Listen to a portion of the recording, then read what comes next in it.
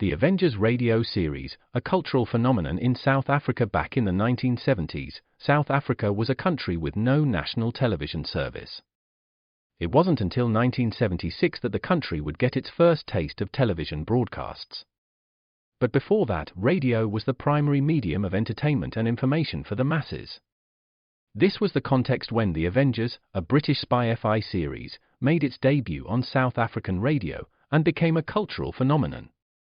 The Avengers was a British television series that originally aired from 1961 to 1969.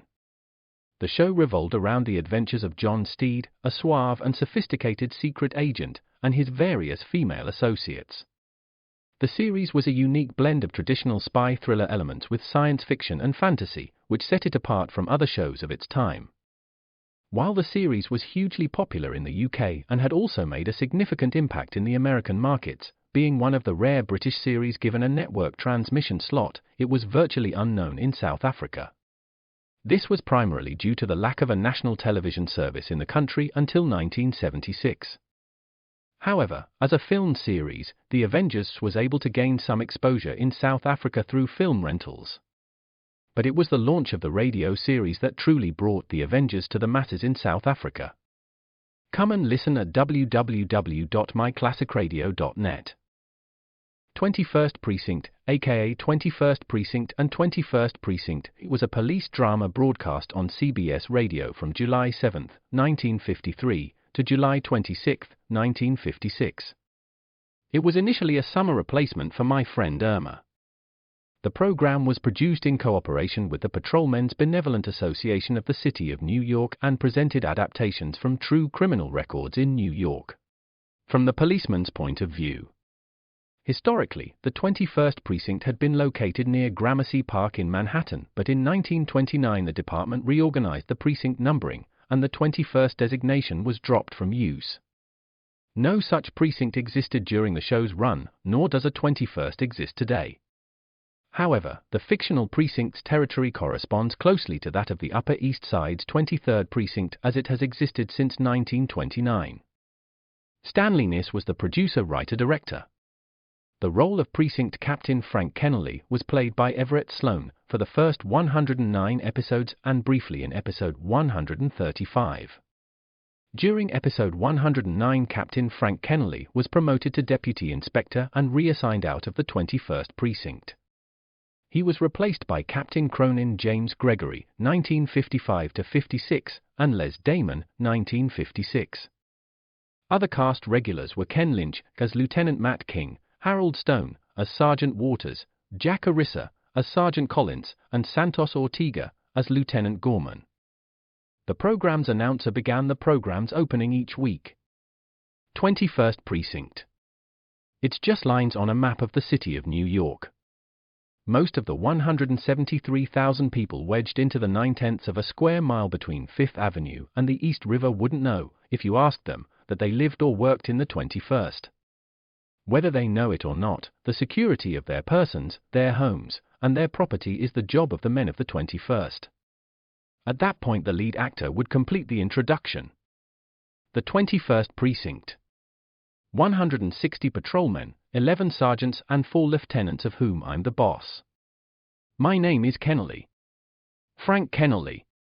I'm captain in command of the 21st. Art Hanna, Bob Hill, and Hugh Holder were the program's announcers. The series was produced by John Ives. It was usually directed and written by Stanley Niss. Another source lists Niss as producer. Come and listen at www.myclassicradio.net. From Hollywood, it's the George Burns and Gracie Allen Show.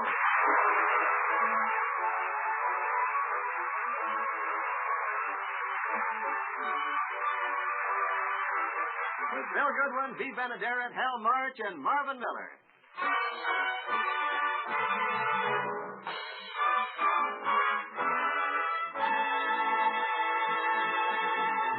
As we look in at the Burns home today, we find George talking to Gracie.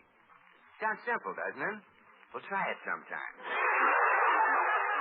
You look worried, Gracie. What's the trouble? I think too much, George. I'm afraid my brain will wear out. Really? What do you think about? everything. Oh, I'm way ahead of other people.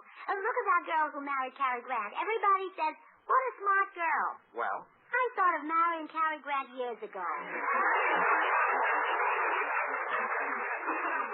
You're thinking every minute. I come from a family of thinkers.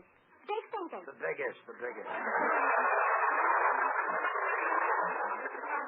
My brother Willie is famous for thinking on his feet. He is, huh? Sure. When anyone asks him how much 2 and 2 are, he takes off his shoes and thinks on his feet. Yeah.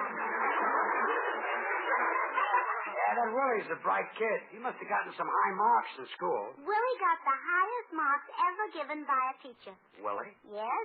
They were on top of his head. She hit him with a ruler. That's a brother to be proud of. Yeah. Oh, and all my sisters are smart, too. Pearl, Bessie, Westinghouse, Hazel. But my sister... Gracie, I've always wanted to ask you, how did Westinghouse get her name? Oh, well, when she came along, my mother really wanted a refrigerator.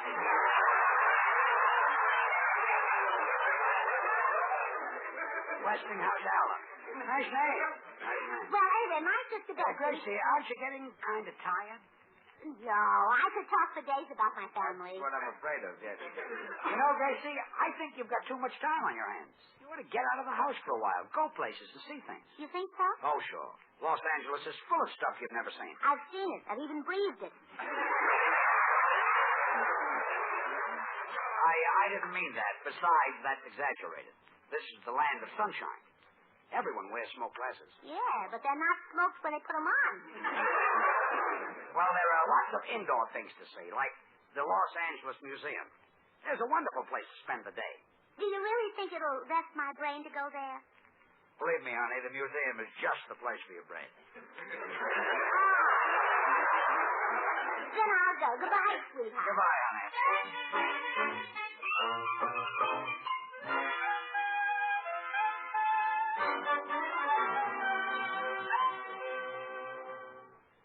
You know, this is not a new thing with Gracie. She's tried to stop thinking before, but she never knew when she succeeded. The last time she suffered a relapse and started thinking, I recommended the opera. I asked her if she'd like to see Il Trovatore, and she said she'd rather go some night when he wasn't sick. Anyway, I took her to see Carmen, which is a Spanish opera, only it was sung in Italian by an all-German cast. Fortunately, the program was printed in English, so at least it was possible not to understand it in my own language. The reason I took her to the opera is because she wanted to give her brain a rest. Personally, I love the opera because it's so believable. There was a 96-pound tenor, and he sings to a 350-pound soprano, I will take you in my arms and fly away with you. He's going to fly away with her. Unless this kid has got a rocket in his back pocket, he isn't even going to get her off the ground. You know, it surprised me the way I learned to appreciate opera immediately.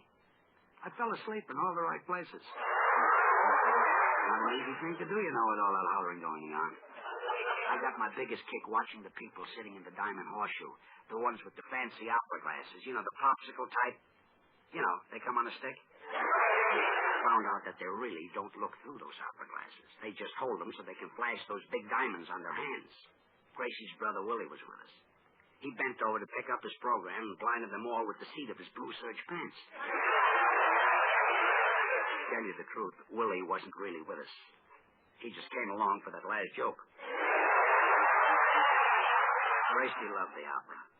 After the first aria, when everybody yelled bravo, she said, let's go back to meet him, and I said, later. Then they played the Toreador song. Gracie says, George, that's the same music they used to play when we were in vaudeville. She says, and look, there's Sam Spivak, the acrobat. I said, where? She says, that big fat fella in the tight little pants. I says, Gracie, that's Lawrence Melchior, and he's no acrobat. She says, how did he get in those pants? After the opera was over, we were walking home, and Gracie says, George, do you think my brain is really rested by now? I said, I think so. She says, good. Let's go back to the opera house and get my shoes. I see Gracie has arrived at the museum. Well, it's awfully nice of you to offer to show me through the museum. Oh, the pleasure will be mine, dear lady. By your presence here, you prove that you are an intellectual, interested in culture. In this age of television, man strains his eyes watching the antics of puppets and buffoons, while the great art treasures of the ages stand here, gathering dust. You have given me renewed faith in the intelligence of the human race. Well, thank you. Together we shall explore the civilizations of the past. Shall we begin our tour with the ancient Greeks? No, they'll slow us down. Let's go alone.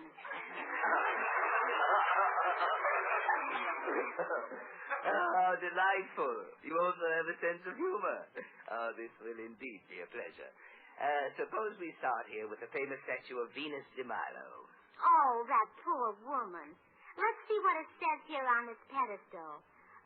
BC 470. Oh, that must be the license number of the car that hit her.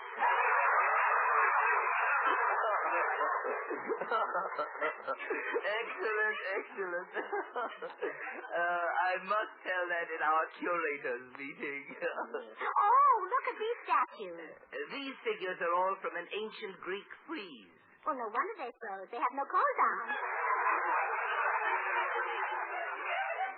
You know, a horrible doubt has just crossed my mind.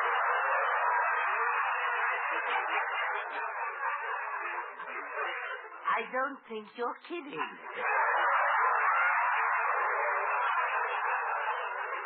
Well, of course I'm not. Now, where will we go now? Why don't you go home and watch television? Oh, no, this is more fun. Now, what's in this next room here? Famous paintings, but I don't think you like them. Oh, yes, I would. Great artists just fascinate me. I love paintings. I have an original Botticelli I could show you. Oh, no, I want to see the pictures. Now, come along. Madam. Oh, here are the paintings. My, you have lots of them. What's this one? This is a copy of a masterpiece by Michelangelo. Oh, yes, I've heard of Michelangelo. He paints for Life magazine. The pictures which you saw in Life magazine were painted by Michelangelo over 400 years ago. Oh, I know how it is. Those magazines take forever to publish your things. You know, I sent a story to Cosmopolitan once. Madam, I have a suggestion. Have you ever been to the Huntington Library and Art Gallery? No. It's in Pasadena. Now, there is a lovely museum. No, I don't think you should call Pasadena a museum. Just because the people are quiet and go to bed. Oh, certainly doesn't. I was referring to the art gallery. Now, come on, show me your pictures. This next one is by Titian. All of the paintings in this group go back to the Renaissance. Oh, they just loaned them to you, huh? The paintings are ours. The Renaissance is a period in history. For example, here is a magnificent Leonardo da Vinci, 1476. I'll take it.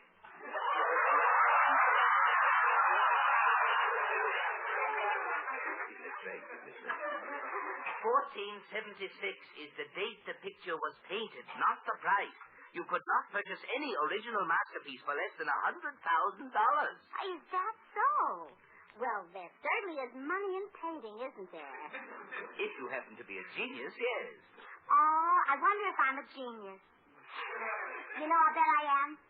Madam, if you are a genius, I am Clark Gable.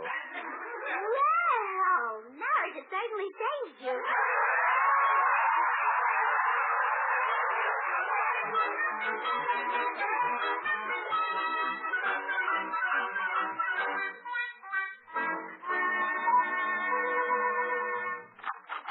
Well, George, I'm back. So soon? Yes, and am I glad you sent me to that museum. Oh, put the things right in here, fellas. Okay, miss. Dump it here, Fred. What is all this? What is all this? What is all this? Thank you. What is all this? That's everything, miss. Thank you, boys. Goodbye. Goodbye. Now, what is all this? Oh, George, if you have something to say, I wish you'd say it. I'll try.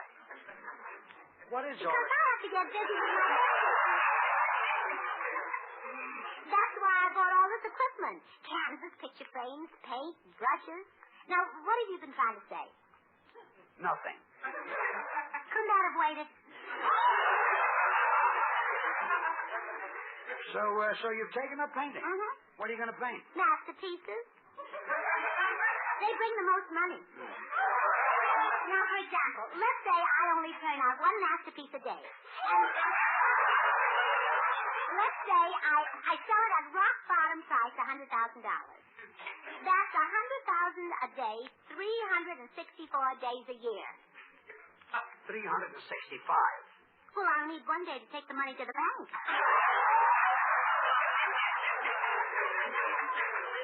Gracie, before you can paint a masterpiece, you have to be a master, a genius. Well, artistic geniuses run in my family. If they get into your family, I don't blame them for running. My Uncle Charlie used to draw pictures of Lincoln and Washington, and they were so good you couldn't tell his drawings from real money. You know, he'd be famous, but he gave it up to play baseball. Where did he play baseball? Sing, sing. He was so clever, how come he got caught? Well, he was so proud of his work, he signed his name to it. Well, I'm glad they put him away. Oh, not for long, though. He painted a picture of an open door on the prison wall. So? So while the guards were trying to close it, my uncle walked out the front gate.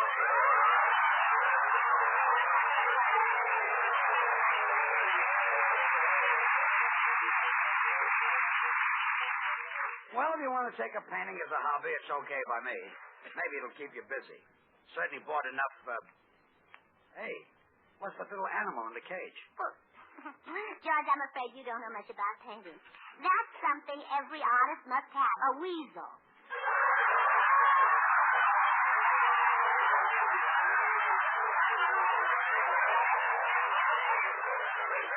A weasel? Oh, and did I have trouble finding one? No wonder great painters are scarce. There aren't enough weasels to go around. Honey, you misunderstood somebody. Painters don't use a weasel. They use an easel. Oh? A male weasel, huh? An easel holds the picture while you're painting it. Oh, what a clever little animal. Oh, but you could do it. You're as strong as a weasel. I'm stronger than a weasel. Much stronger.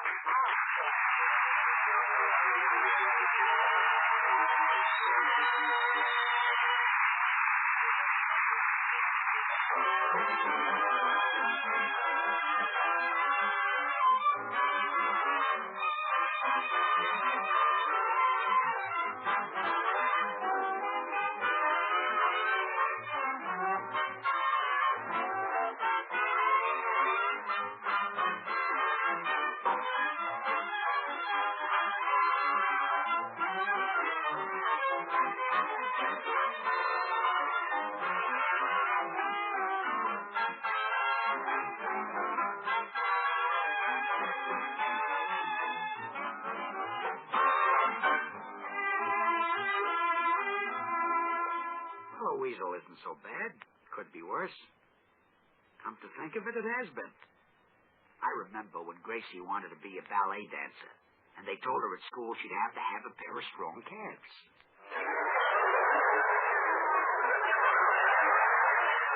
Yeah, fresh milk for a week. Andy, but you know how you get too much of a good thing. I'm afraid I have to disagree with you, George. Our product is one good thing you just can't get too much of. Then we insert the middle commercial here.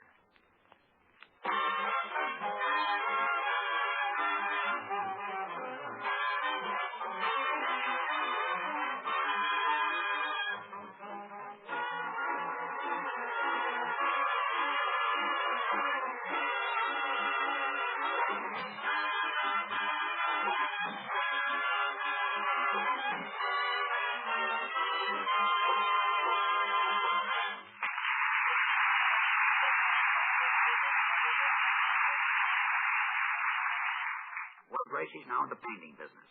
She came home with $200 worth of artist material and was painting everything in sight. Finally, I put my foot down. I got red toenails. You know, at one point I thought she was going to give up the whole thing. That was when she laid down her brush and said, George, I'm kind kind of discouraged. What's the trouble, Gracie? Well, I've been painting for 2 hours now, and I still haven't turned out a masterpiece. Well, you're just a slow starter, that's all. Of course, I've had some bad luck. First of all, I'm getting no cooperation whatever from that weasel. I forgot to take it back to the pet shop. Well, you said he'd hold the picture for me. But the minute I let him out of the cage, he ran under the house. I didn't say that. I crawled in after him, but I finally had to give it up. It's too dark to paint under there. That would even slow down Rembrandt. And I'm having trouble mixing the paint, too. I got a bucket and mixed all the colors together in it. What color did you get? Aluminum. That's the only color buckets they have. In the first place, Gracie, you're supposed to mix the paint on your palette. Oh, don't be sorry, I'd swallow it. Serves me right. I shouldn't have asked that. Why don't you take up another hobby? No, George. We Irish aren't quitters. Look at that other great Irish painter, Michelangelo. Oh, Van Dyke was good, too. Was it? Oh, Van Dyke. Well, I'm going next door. I'm going to talk to Blanche Morton. She always encourages me and cheers me up. Okay, honey, but first you can help me catch that weasel. Here, you take the flashlight. All right. Come on.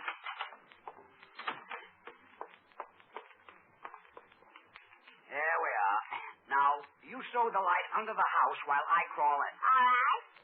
Well, turn it on. Well, I can't. You told me to throw it under the house. Go see Blanche Morton.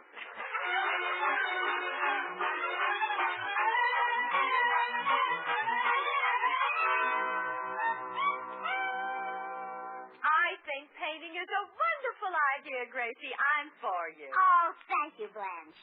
Lots of entertainment stars go in for art. Linda Darnell, Claudette Colbert, one of them. Oh? Linda did a beautiful portrait of her husband. And do you know what Irene Dunn did? No, what has she done do?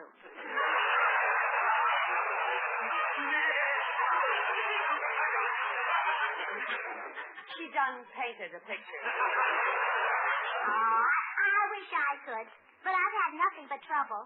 Oh, Gracie, you don't know what trouble is. Rembrandt lived in poverty and died in bankruptcy. He moved, huh? No, he starved. He suffered. Lots of great artists did. But it seems like the more they suffered, the better they could. Living with George is wonderful. Oh, my goodness, here comes Harry home for dinner, and I haven't got it ready. That man can eat a horse. Really? Harry, you're home early. Yeah, I had to get away from that office. It was a madhouse, honey. Oh, hello, Gracie. Oh, please, Harry, don't be pleasant to me. I'm trying to suffer. Huh? I'm about to paint a masterpiece. You're going to paint a masterpiece? Where's George? He's under the house chasing a weasel. Blanche. Oh, now don't bother, Blanche. She's cooking you a horse for dinner.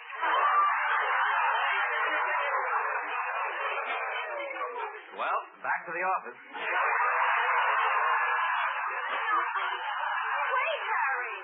Well, I'll run along, Blanche. Bye. Why couldn't we live next door to something restful? Like a boiler factory. Don't get upset, dear. Gracie's taken up a new hobby, painting. And she thinks you have to suffer to be a painter. George is the one who should be a painter. You have no idea what he takes from Gracie. No, but it must be quite a tidy sum. Why don't you stop with that? George could be a success without Gracie. Yeah, like Edgar Bergen could without McCarthy.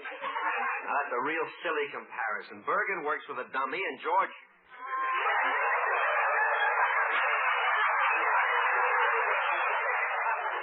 Okay, you win that point. Don't you go insinuating that Gracie's a dummy. She's perfectly normal. No. You know what she did when her alarm clock broke? What? She telephoned Time magazine and left a call for 7 o'clock.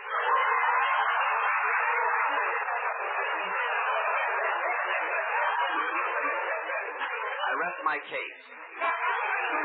Now, how about dinner?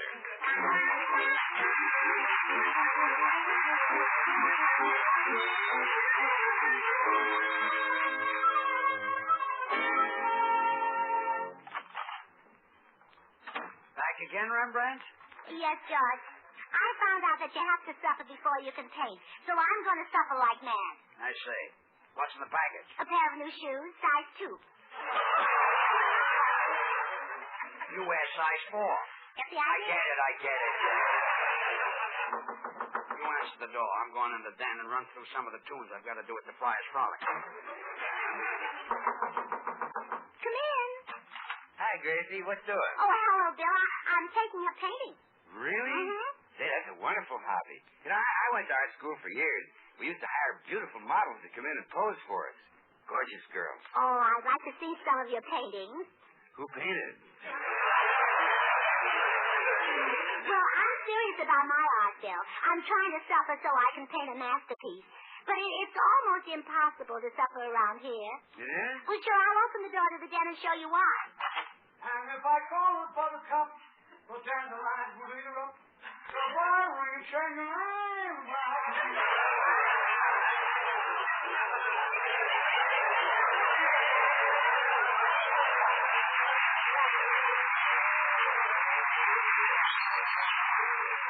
Did you hear that? Yeah. I don't know about you, but I'm ready to paint. Why, Bill? Gracie. Oh, hello, Belle. Oh, hi, George. Gracie tells me she's going to paint. Yeah, but she thinks she has to suffer first. Relax, honey. Believe me, it's possible to suffer without knocking yourself out. Look at me.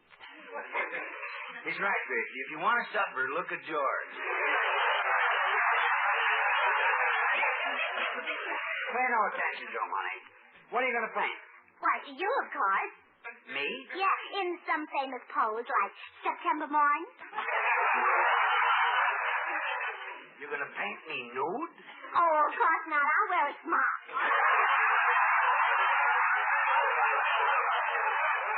Otherwise, I won't have a pocket for my brushes. Oh, yeah. Paint me as I am and let's get started.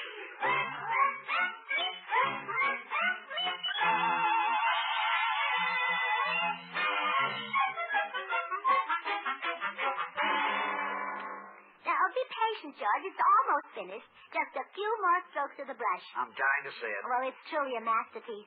I'm so glad I bought these tight shoes. Does it look like me? Look like you. Well, it's so good I can hardly tell you apart. Are you tired, dear? A little. Why don't you answer me? Just it.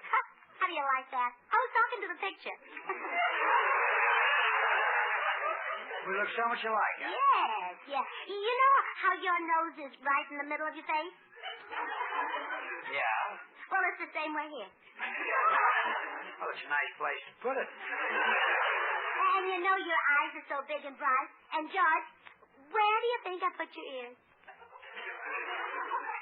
One on each side? You peeked. I just took a wild guess. Come in. Oh, Blanche and Harry. I've just finished my painting. Come over and look at it. All right. Hey, this is good. Oh, it certainly is. Do you recognize it? For sure. It's the yellow cab with the doors open.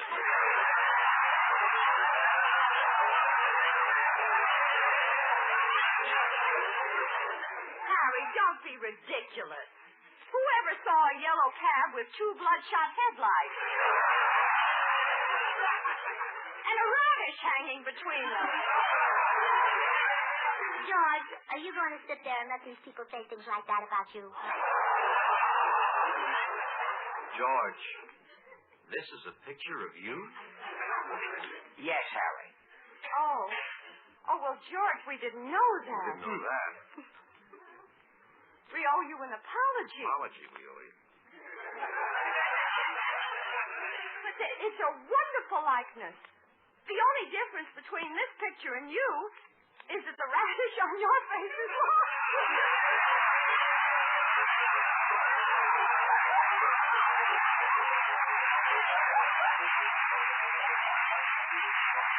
Goodbye, Harry. Come on, Blanche.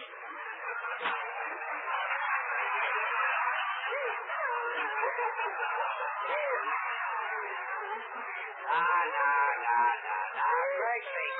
Gracie, stop crying. Stop it. What do they know about painting? I'll bet it's good. Turn it around so I can see it. There. Why, that's... By golly, it does look like a yellow cat. Oh, I was only kidding. Oh, don't be discouraged. I'll tell you what. You know that new dress you saw in Magnum's window? It's yours. Can I have a new hat to go with it? Sure you can. And a coat? Okay, you can have the coat, too. Baby. Now stop. Forget the painting. We'll burn it. Well, that is beautiful. It's a masterpiece. What are you crying about? These shoes hurt my feet. Oh, no.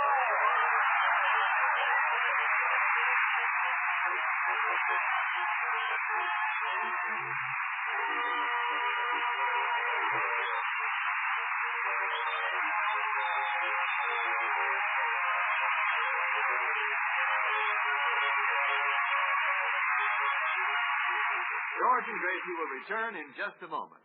But first, we insert the commercial. Now, here are our stars. Oh, now, darling, I know you've had a bad day, but I'll make it up to you. Put your head here right in my lap. That's it. Oh, you're so cute. Just love to run my fingers through your hair. Gracie, stop petting that weasel and come to bed.